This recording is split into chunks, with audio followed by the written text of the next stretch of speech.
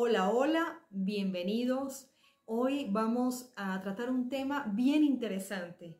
Hoy vamos a aprender a volar con dos alas. ¿Pero qué es eso de volar con dos alas?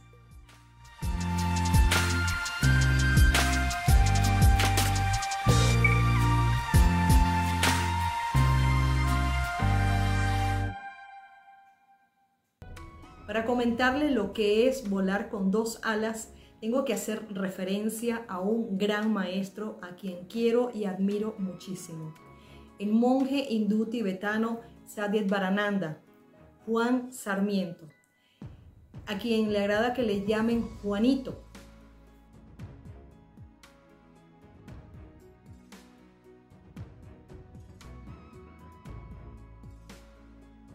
Qué grande es este gran maestro y qué grandes lecciones me ha dejado en la vida.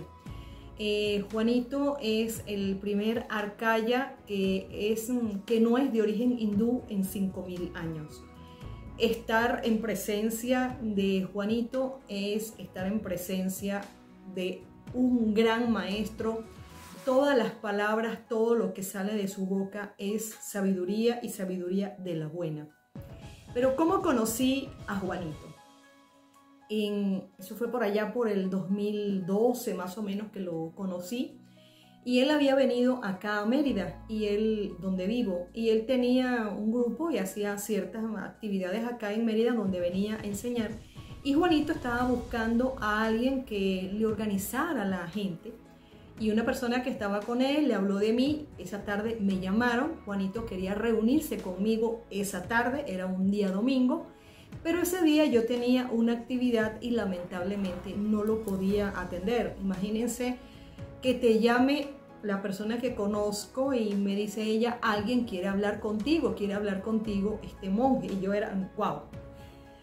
Hablo con él y bueno, qué pena tener que decirle que lamentablemente ese día yo no lo podía atender, que tenía una actividad y no podía dejar a esas personas con las que estaba trabajando en ese momento. Juanito me dijo algo: si usted me asegura, me garantiza que mañana se reúne conmigo, yo me quedo hoy aquí en la ciudad. Wow. O sea, ¿se va a quedar un día más en la ciudad solamente para hablar conmigo? Le dije, por supuesto que sí. Mañana nos vemos.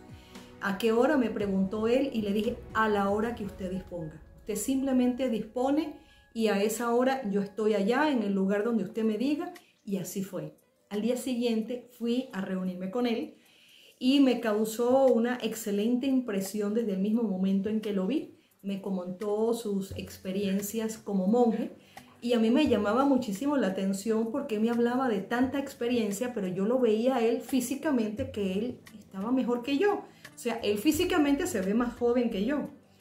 Juanito ya como que adivinó que yo estaba un poquito intrigada con el tema y me dijo él, ¿qué edad tú me calculas? Y le dije a él, Juanito, eres más joven que yo. Yo tenía para ese momento, sí, 51 años. Y le dije, Juanito, eso fue hace 9. Le dije, Juanito, tú eres más joven que yo, pero la experiencia que me estás narrando parece que tuvieses más años. Y me dijo él, efectivamente, tengo más años. Tengo 65. Wow, o sea, yo me quedé impresionada porque aquel señor tenía 14 años más que yo y sin embargo físicamente se veía como 6 o 7 años más joven que yo. Eso me impactó. Juanito, entre todo lo que conversamos, me habló de lo que es volar con dos alas. Y es una situación de la que hoy día estamos cojeando mucho de esa patita. Él me comentó que vivimos en un mundo material, pero tenemos que evolucionar nuestro plano espiritual. Entonces, que hay muchísimas personas que de una manera equivocada es, yo soy espiritual, y no quiero ver nada de lo material, de este mundo en que vivimos. Entonces, esas personas están volando con una sola ala, con el ala espiritual. Existen otros grupos de personas que a mí la espiritualidad no me interesa. porque yo tengo que ganarme la vida, yo tengo que trabajar, yo tengo que esto, la parte espiritual es imposible de manejar. Entonces son personas que se dedican en esta vida solamente a hacer dinero. Entonces esas son las personas que están volando con una sola ala, con el ala material. Entonces, ¿qué ocurre con las personas que estamos digamos, en la vida espiritual o en el camino espiritual?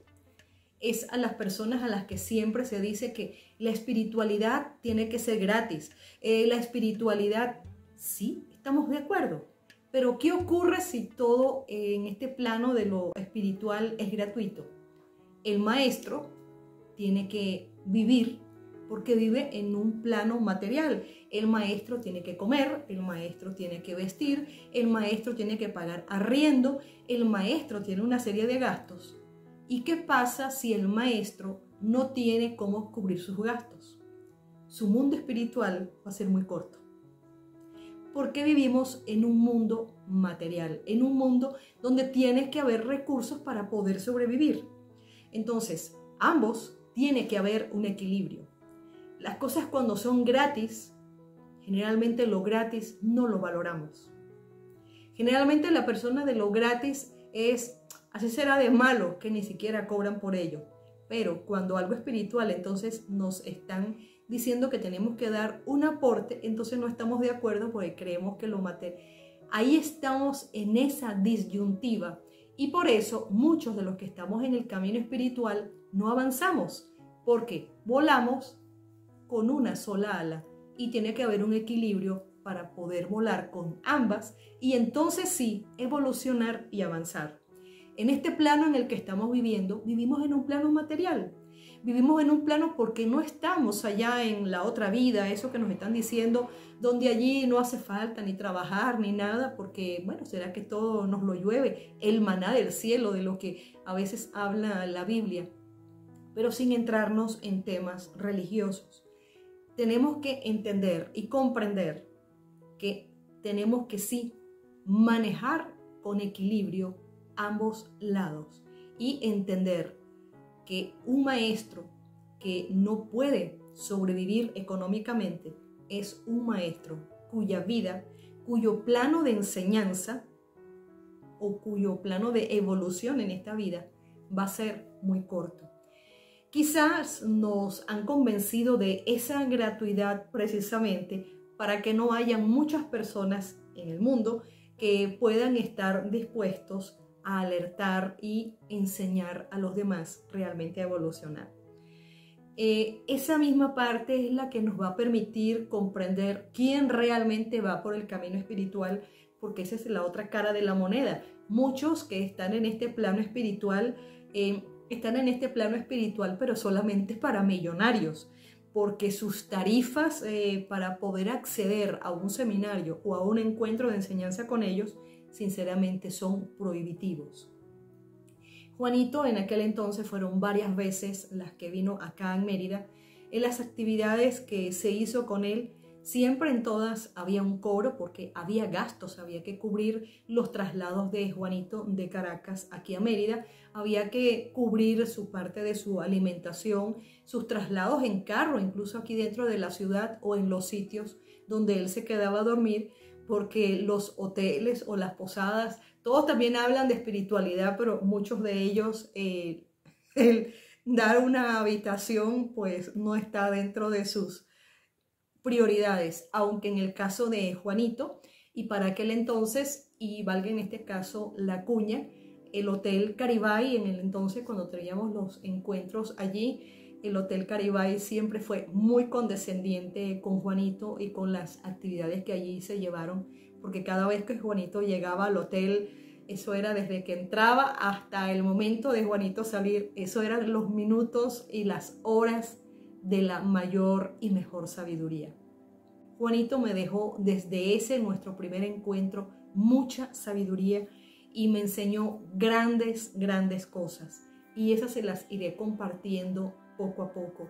Y aquí les voy a dejar una fotografía mía con Juanito en una de tantas actividades que hicimos aquí en Mérida, en Venezuela. Y bueno, nos seguiremos viendo y en otra oportunidad les voy a compartir más experiencias de estas lecciones, estas historias de vida. Se les quiere. Hasta pronto.